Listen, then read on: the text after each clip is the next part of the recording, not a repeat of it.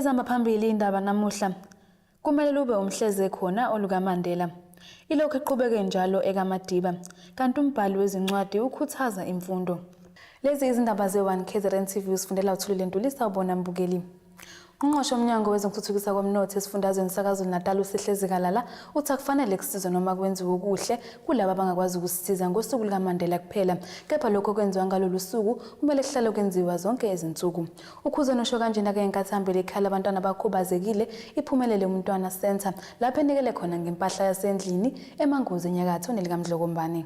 Njengengxenye yokubungaza inyanga yokuzalwa kaDr Nelson Mandela ongasekho emhlabeni, abantu balokhu beqhubekile nokwenza okuhle egameni lakhe. Umnyango wezokuthuthukisa umnotho nokuvakasha KwaZulu-Natal bebambisene nenhlangano iCalvins and Family Group bahambele leli khaya labantwana abaphila nokukhubazeka banikela ngempahla yasendlini. Lo mnyango uthi Nelson Mandela kumele ahlale aphila njalo ezimpilweni zabo. Leli khaya labantwana lidinga uxhaso lwesakhiwo esifanele kanye namaphephamvume afanele ukuthi bengakwazi ukuthola uxhaso oluvela kohulumeni. Njengoba sichazile, sizoqinisekisa ukuthi bayaqhumana neDepartment yaka-Social Development, baxoxisane, bakwazi ukuthi kube khona ukuthi ikhalazo zabo iresolveke ngendlela. Maqede bakwazi ukuthola ukuthuthuka nabo babe nesakhiwo esikahle esisesimeni. Njenge-Calvin and Family Group sikholelwa kakhulu ekusizeni umphakathi noma ngabe muphi. Ikakhulukazi leso sisebenza close to one. So kuseyinhlizweni zethu vele ukusiza. So ngoba sithatha ngokuthi impumelelo yethu mayibe yi-service to umphakathi esiphila kuwo. So abantu bethu abamnyama will always be a priority thina. Sesibe nale challenge ukuthi asika register kahle ngokuphelele no DSD akukho class esilitholayo. So bese kuba ukuthi ke sinayo indawo siyafisa ukuthi mhlambe makulunga konke sisizakale kakhulu ukuze sithole isakhiwo esi-right esizokwazi uku-accommodate ingane zethu. Kanti akugcinanga lapho kuphinde kwanikelwa ngezijumbane zokudla ezihlale namasondo zabantu abangakwazi ukuhamba, kwaphinde kwahlolwa namehlo abantu asebekhulile. Ezindabeni ze-1KZNTV kubika uNokwazi Nhleko eManguzi. Ungqongqoshe wezokuthuthukisa komphakathi esifundazweni KwaZulu-Natal uWezincwadi usenxusa abantu bakulesi sifundazwe kuba balekelele labo abadingayo. Lokhu bakwenza insuku zonke kungagcini ngosuku lokuzalwa kaTata uMadiba. UThusi bekhuluma kanjena-ke nabezindaba qhubeka umcimbi wezaguga ukugubha usuku lokuzalwa kwalowo waba ngumengameli wokuqala wentando yeningi uDr Nelson Mandela oshabeni ngaphandle kwedolobha ePort Shepstone ogwini luseningizimu nesifundazwe. Kuphume nesinedolo kwizaguga zasoshabeni ePort Shepstone ukuzogubha iminyaka eyikhulu yokuzalwa yalowo wabe uqhawela kuleli salandulelo kweliphakade uDr uNelson Mandela nobe-ke waba ngumongameli wokuqala wentando yeningi nowaziwa njengotata wesizwe. Lezaguga-ke zigubhe lolu suku lwazo nongqongqoshe wezokuthuthukiswa komphakathi esifundazweni KwaZulu-Natal uWezincwadi nosigixabezeke ngenqwaba yezipho okuhlanganisa izingubo kwazise ubusika bubhokile, ukudla kokuxosha ikati ezikwe nezimbokozo kudondolozela. UThusi uthi-ke usuku lokuzalwa lukaMadiba akumele lugujwe ngosuku olulodwa, kepha-ke kumele lugujwe nsuku zonke abantu balekelele kulabo abadingayo. Asithathe usuku zonke insuku zonyaka kube nguMandela Day khona sizophila impilo ayiphilile utata. Impilo yakhe isikhathi esiningi wayinikela ekukhululeni thina esebenzisana namanye amaqabane akhe, wanikela ekutheni asikhulule. Uthe noma esesejele wangajika, uthe noma esephumile waphuma futhi waqhubeka nokufuna ukushintsha impilo zethu enikela ngempilo yakhe uze wayolala phansi ngomhla ka-2013. Ukube-ke uDr uNelson Mandela usaphila ngabe-ke ugubha iminyaka eyikhulu edla anhlamvana. Ezindabeni ze-1KZNTV kubika umndeni owambuze emashobanene oshabeni ePort Shepstone. Usomabhizinisi-ke u-Ishwara Mlutshman ubungaza usuku lukaMandela ngokuthi ahambele inkulisa yasedlangezwa ukuyonikela ngezinsiza kubantwana. Lolu suku belibungaze ngokuchitha imizuzu engama-67 ukugubha usuku lokuzalwa kaTata uNelson Mandela. Lokhu kuyingxenye yokubungaza inyanga okwazalwa ngayo wabe ngumengameli wakulelo ongasekho uDr Nelson Mandela ongabe uhlanganisa iminyaka elikhulu uba usadla anhlamvana. Inyanga kaNtulikazi, inyanga okuzalwa ngayo iqhawe seladlula emhlabeni uNelson Mandela, njalo ngosuku lwakhe lokuzalwa umphakathi uyaye ulubungaze ngokwenza izinto ezahlukene zokusiza abadinga usizo ngokuthi banikele ngemizuzu yabo engama-67. Usomabhizinisi u-Ishwaram Lachman naye wenze okufanayo evakashele enkulisa edlangezwa ukunikela ngezinto zezingane. We're here commemorating the 100th year birth anniversary of our Tata Madiba, who have contributed tremendously to our freedom that we celebrate today.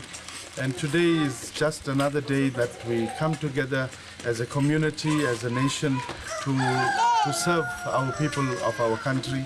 And this day is in honor of our Tata Madiba, where we come together to unite and to share in what we have with others. Only when you share what you have with others, you become successful and the grace of God come down upon. Nakwaba xoxe nabo kuze kube kuhle kube nje abantwana bami bejabule bethole bengifisa ngathi uNkulunkulu ke bantakwethu ningikhumbule nithola amandla ningakhela ingane eziningi la indawo incane. Khona manjalo nabaseSanlam Center banikelele isikole iNiwe Secondary ngezichazamazwi osukwini leMandela Day lapha bebehambisana nabe Sharing for Knowledge.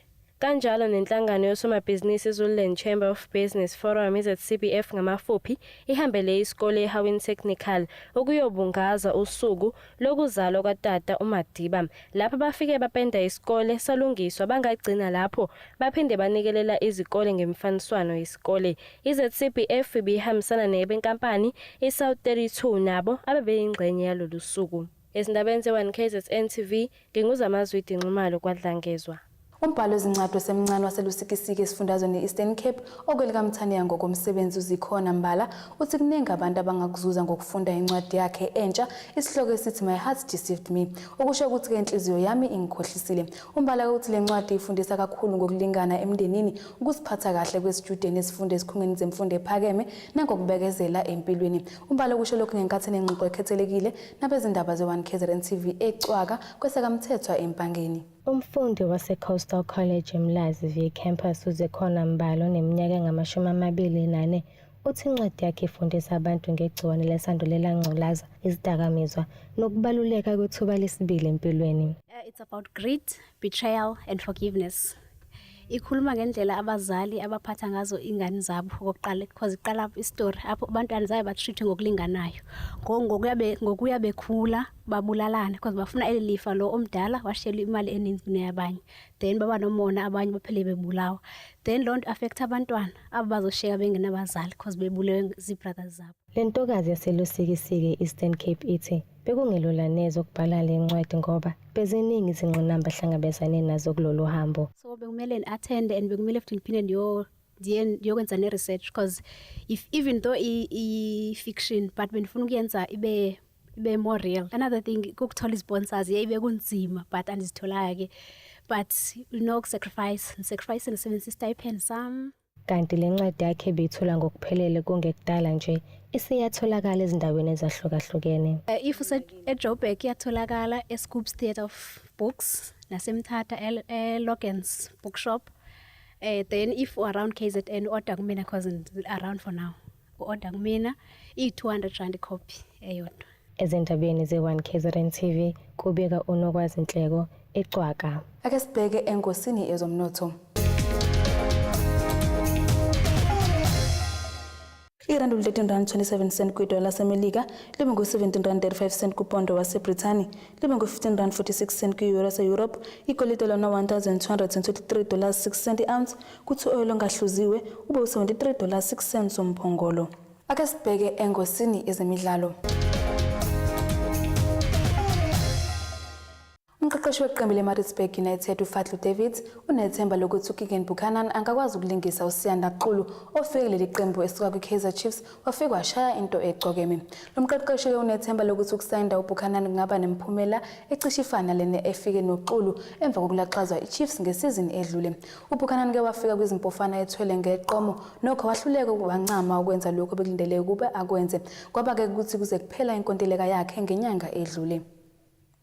Ake sibheke isimo sezulu esilindelekile osukwini lakusasa.